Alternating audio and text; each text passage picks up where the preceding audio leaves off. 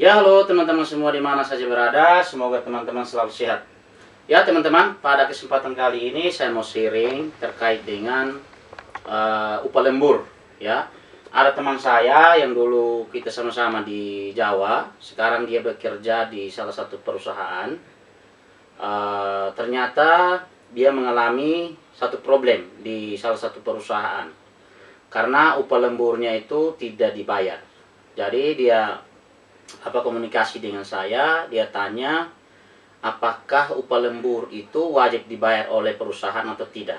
Nah teman-teman, saya mencoba untuk menjawab pertanyaan itu. Teman-teman, tentunya kita tahu bahwa upah lembur itu diatur di dalam Perpu, ya, Perpu Cipta Kerja. Sehingga kalau menurut saya upah lembur itu wajib dibayar. Nah, kenapa wajib dibayar? Karena sudah diatur di dalam undang-undang. Nah, dasarnya untuk membayar upah lembur itu tentunya dilihat dari jam kerja, ya. Contohnya, satu hari kita kerja maksimal 7 jam, ya, 7 jam.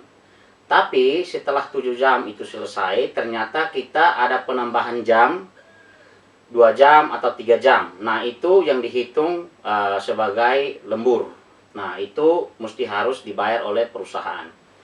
Nah, hal ini juga teman-teman harus perlu ketahui bahwa upah lembur itu diatur di dalam Perpu Cipta Kerja, tepatnya diatur di dalam pasal 81 angka 32. Nanti teman-teman silakan coba membuka itu untuk mempelajari, ya, supaya teman-teman bisa memahami secara luas.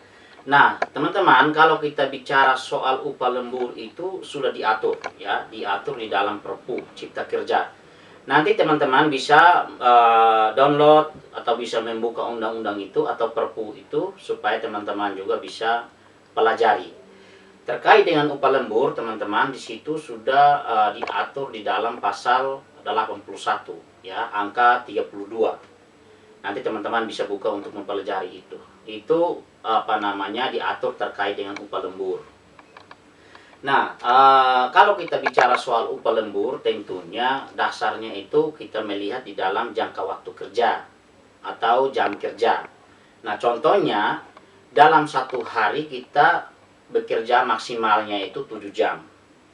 Nah, tetapi ada ketentuan di situ, ada aturan di perusahaan itu, kalau jangka waktu 7 jam, ternyata ada jam tambahan, umpamanya 2 jam atau 3 jam. Nah, teman-teman, 2 jam atau 3 jam itulah yang dimaksud lembur. Nah, apakah 2 jam dan 3 jam itu dibayar atau tidak? Nah, kalau tidak dibayar, langkah apa yang harus perlu teman-teman tempuh? Nah, ini yang harus perlu saya sampaikan kepada teman-teman supaya bisa mengetahui.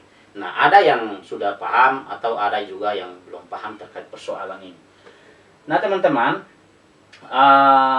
kalau seandainya para perusahaan di Indonesia itu kalau tidak membayar upah lembur, teman-teman bisa menuntut baik secara perdata ataupun secara pidana. Karena apa? Karena di situ di undang-undang atau di Perpu itu sudah mengatur terkait persoalan sanksi.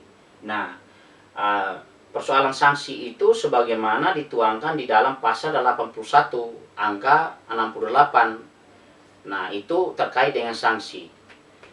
Nah, ketentuan itu dia bunyinya terkait dengan sanksi itu, dia tegaskan bahwa apabila perusahaan-perusahaan tidak membayar upah para pekerja terkait dengan upah lembur, maka akan dikenakan sanksi.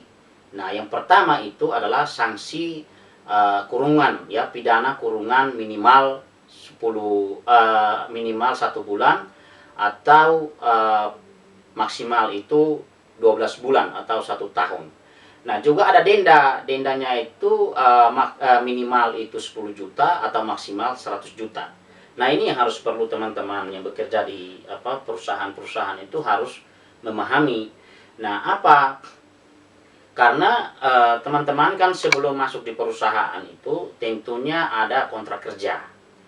Nah, di dalam kontrak kerja itu biasanya di dalam setiap perusahaan itu sudah ada ketentuan atau aturan-aturan tertentu yang ada di dalam perusahaan.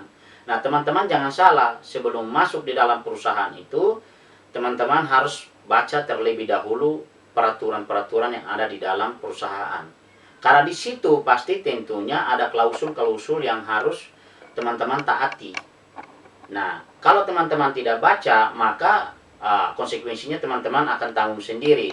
Nah, persoalan upah lembur ini tentunya sudah dituangkan di dalam peraturan-peraturan yang dimaksud di dalam perusahaan itu. Nah, yang saya maksud tadi contohnya jam kerja satu hari itu maksimal hanya 7 jam, tetapi ternyata teman-teman ada penambahan 3 jam.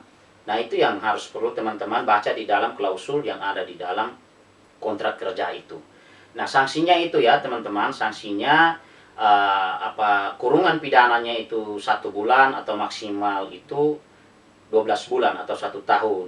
Nah, denda uangnya itu minimal 10 juta atau maksimal 100 juta. Itu yang harus dibayar oleh perusahaan kepada karyawan atau teman-teman yang bekerja di perusahaan itu. Jadi itu yang harus perlu teman-teman paham dan pelajari supaya ketika ada problem begitu, teman-teman bisa menuntut hak.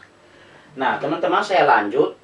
Ada juga langkah hukum teman-teman. Langkah hukum ini juga harus teman-teman paham supaya ketika kemudian sanksi ini tidak ditaati oleh perusahaan itu, maka teman-teman bisa mengambil langkah hukum. Apa langkah hukumnya?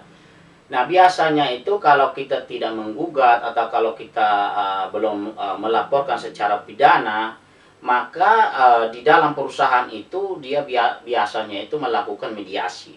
Nah, mediasi itu biasa dilakukan antara perusahaan dengan para pekerja secara biparet atau musyawarah untuk mencapai mufakat. Nah, ketika mediasi itu gagal atau upaya itu gagal, maka kemudian ada langkah yang kedua. Nah, langkah yang kedua itu juga mediasi juga, tetapi ada kesepakatan antara para pekerja dengan perusahaan. Mediasi kedua itu bisa dihadirkan mediator. Ya, mediator itu baik dari perusahaan atau dari teman-teman yang bisa pilih mediator sendiri untuk datang supaya mediasi para pekerja dengan perusahaan. Tetapi biasanya paling banyak itu mediator itu diambil dari perusahaan, sehingga bisa menyelesaikan secara baik atau secara damai. Tetapi kalau mediasi itu gagal, maka ada langkah yang ketiga. Nah, langkah yang ketiga ini biasa paling banyak diambil oleh teman-teman atau karyawan-karyawan. Karena kalau ketika haknya tidak dibayar, maka bisa dilaporkan pidana atau bisa digugat secara perdata. Nah, kalau biasa bisa digugat secara perdata, maka teman-teman bisa mengajukan gugatan kepada pengadilan hubungan industrial. Supaya apa? Supaya teman-teman menuntut hak, ya, agar perusahaan itu bisa mengganti kerugian atau bisa kembali membayar upah yang teman-teman tuntut. Karena itu hak mereka, hak teman-teman yang harus perlu teman-teman tuntut. Ya, teman-teman, itu yang perlu saya sampaikan.